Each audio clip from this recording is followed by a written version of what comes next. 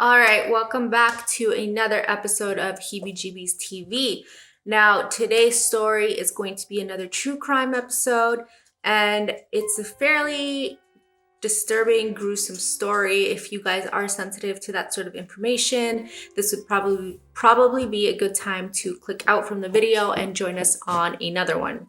Now, before we get into today's story, I just want to send a quick reminder to please consider subscribing and hitting the like button if you guys enjoy this type of content. We post 2 to 3 times a week, and we like talking about stuff like true crime, the paranormal, and unsolved mysteries. Now, today's story is actually going to be about Mary Vincent and how she actually overcame what seems like the absolute impossible to survive. It really does show the will to live in Mary's life, and the circumstances that she went through were just absolutely unbelievable, which makes it an even more amazing story. So the story takes us to Berkeley, California in 1978. And Mary Vincent was just 15 years old at the time. And in the 70s, obviously, this was a very hippie, free, fun-loving time, especially in the States. And people were a lot more trusting of each other, especially considering when you take today's circumstances, a lot of what happened in the 70s would probably not happen today. So Mary was going through a fairly rough time back at home. Her parents were actually going through a divorce, and pairing that with Mary's rebellious personality, she actually decided to run away. She actually wanted to move to Hollywood. She wanted to go to the big city. She actually wanted to try for a career as a professional dancer. So not really having any money or a car or any other way of getting to LA, she actually decided to hitchhike. And this was fairly common in the 70s. People were very trusting of each other.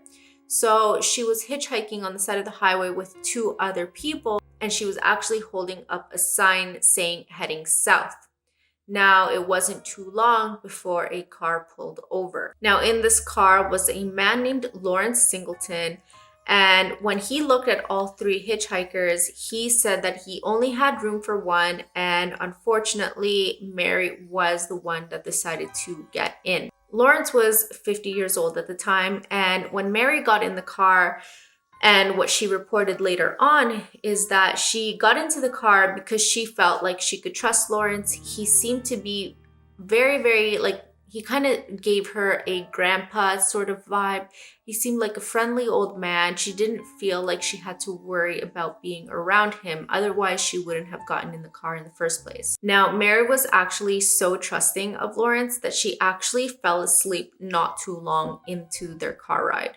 So eventually she wakes up and she notices that they're going in the wrong direction. So she initially thinks that maybe he made a wrong turn, maybe he got lost somewhere. So she starts telling him or correcting him that they're going in the wrong direction, and Lawrence just starts coming up with different excuses. Soon enough, Lawrence actually decides to stop, and he stops in the middle of nowhere for a quick bathroom break. Now, at this point, they're completely isolated, and Mary has this dark, deep feeling that something is horribly wrong. She looks down at her shoes and notices that they're actually untied, so she opens the door and steps out of the car to untie them.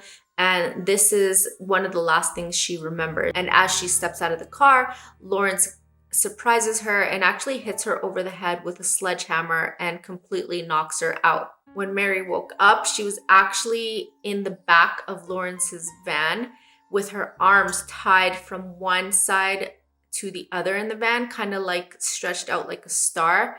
And this is where Lawrence actually decided to assault her over and over again. And he kind of did this all night. The next morning, Mary wakes up and all she can think about is surviving. And she starts begging Lawrence to please let her go.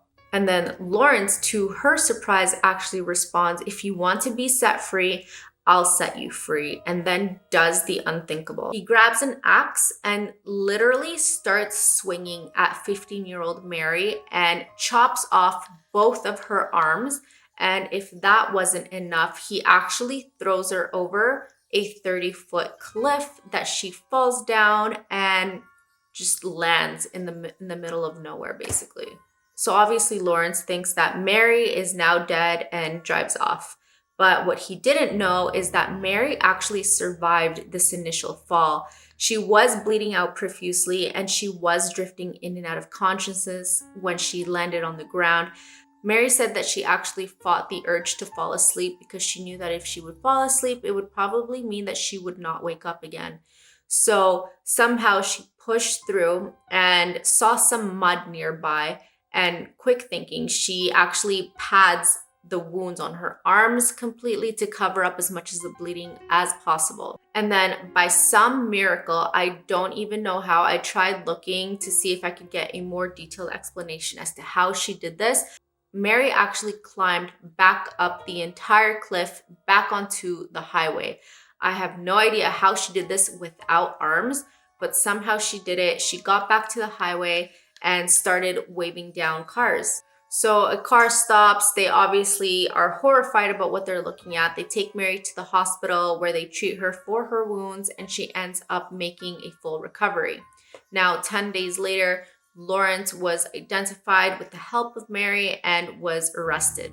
Now, this part is very confusing to me because I don't understand the logic behind it.